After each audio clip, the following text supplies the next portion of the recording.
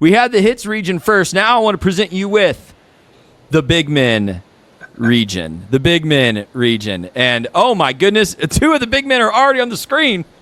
We got to show them the bracket first, Travis. We got to show them the bracket first. Yeah, let's see. Say hello, guys. Say hello, guys. Hey, hello. Thanks for having us on. Hey, good. We'll get back to you guys in a sec. Travis Corley, first-time show producer, is having a blast over there at the Wheels of Steel. Efficiency is the name of the game. We love it. You're doing a great job, Travis. Thank you. I believe in you. you. Is my third guest in there too? Why are you asking me questions, man? You know I don't know the answer. I don't know. Okay. I'm hoping there's three guests in this region. We'll find out. Terrance, I feel like we talk about line units a lot. Like when you think of the Eagles winning the Super Bowl, we talked about their defensive line a lot. But we don't talk about individuals a lot. And so this is a chance to spotlight some of the individuals on both the offensive and defensive lines for Baylor. How do we evaluate line play as fans and participants in football when we can't Google a guy's stats to determine how good they are?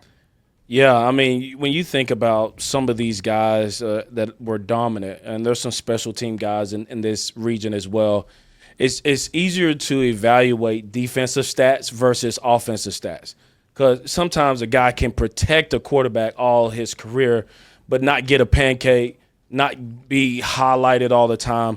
But they are super critical. And I think now with NIL, those are probably some of the highest sought out, players, because they can disrupt a game or they can keep someone healthy and playing at a high level. So when I look at offensive linemen, I look at, someone who's not going to get down on themselves, vocal leader, someone who has a ton of grit.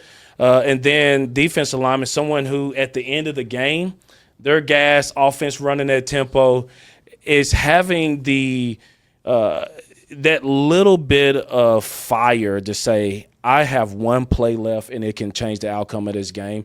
And when you look at each of these names, from Andrew Billings, who I'm pretty sure he's going to be on here, to guys like Phil Taylor that I play with, Danny Watkins, I hope he's on this field of play as well. But JD, Jason Smith, who after left Baylor, I came into Baylor, and he would come back and he would still work out with us at a high level and communicate, still vocal leaders. And when you have that, you start to build a legacy, which we were able to do. And I think Baylor is still benefiting from it. But offensive line and defensive line play is huge. Thank you for the shout out for my Philadelphia Eagles. Fly birds. Oh, gross. Let's run through this bracket and we'll get to our guest.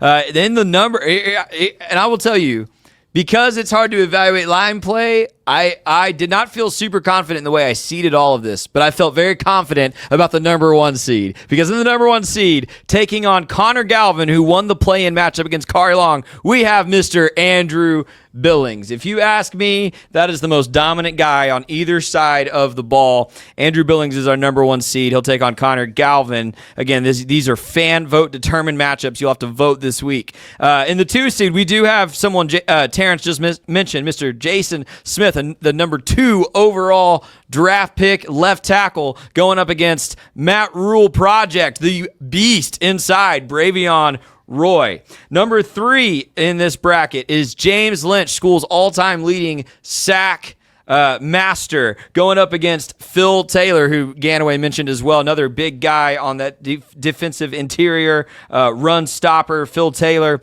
going up against James Lynch.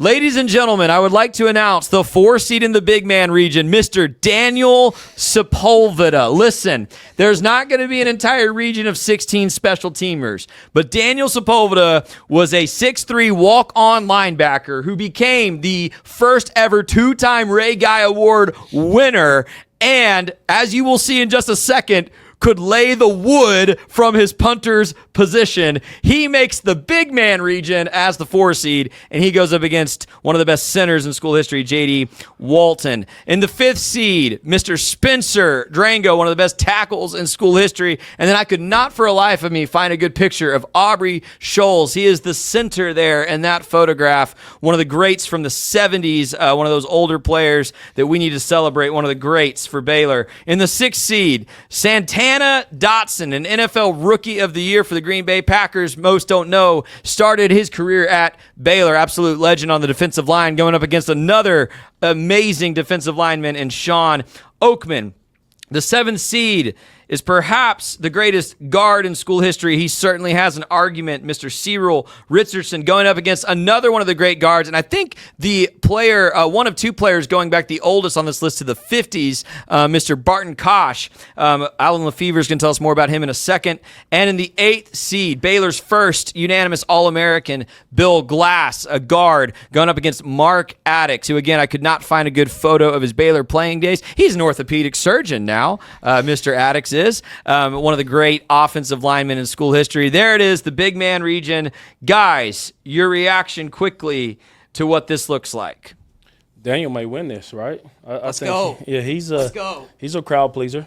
Who doesn't like a punter who can bring the lumber, man? Come on. Have y'all seen that hit? That's crazy. We're going to show it in just a second. Are we? We've got That's it. awesome. We've got it. It's the best.